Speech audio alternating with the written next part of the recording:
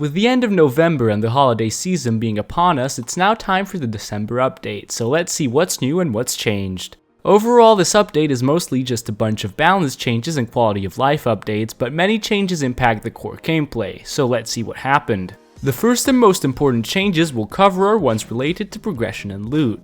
The number of large underwater labs on a map has been decreased to 1 from 3, the time it takes for both oil rigs to respawn has been increased, the cargo ship event is now less frequent, the helicopter crates were changed to drop better loot in general, with the chances for low tier weapons being reduced and the crates no longer being able to contain only one low tier attachment or one component. Elite and locked crates can no longer contain stone spears.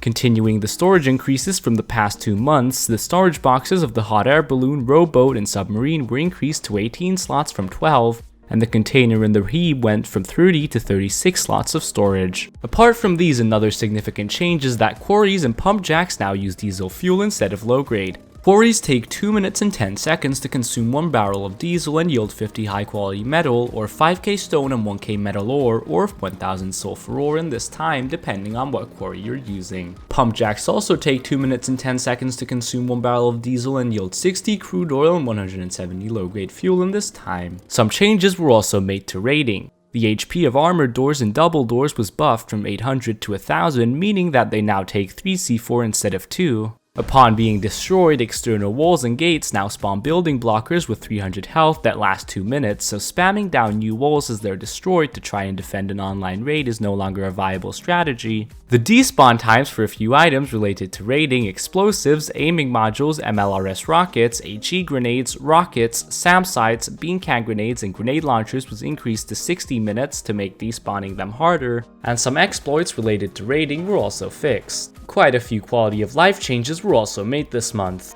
Server events like the cargo ship, the helicopter, the Chinook, and oil rigs respawning now make UI alerts appear to make everyone on the server aware of them. The days of upkeep left are shown once you have more than 72 hours of upkeep instead of over 72 hours. Roof blocks can now be rotated before placement. External walls and gates now rotate in increments of 90 degrees instead of 180 when deploying. The deployment guide for the Tier 3 workbench was updated with the whole model. The deployment guide for stone gates now shows which way the doors will open. Most electrical items have had their condition removed to make stacking them easier when picking them up. Garage doors can now be picked up without a hammer just like all other doors, and like them requires building privilege and the lock to be removed. Rowboats now instantly dismount a player if the boat becomes upside down and won't let you mount until it's back the right side up, and cars can now have code locks placed on them at a vehicle lift for 75 metal fragments. To break into a car, you'll need to get the chassis down to 20% health, which removes the lock instantly and allows you to loot the car. Finally, here are some other changes that didn't fit into any of the previous categories. Shotgun slugs were nerfed to do significantly less damage at a range, with them now dealing 100% damage from 0 to 20 meters and less than 50% damage beyond 40 meters.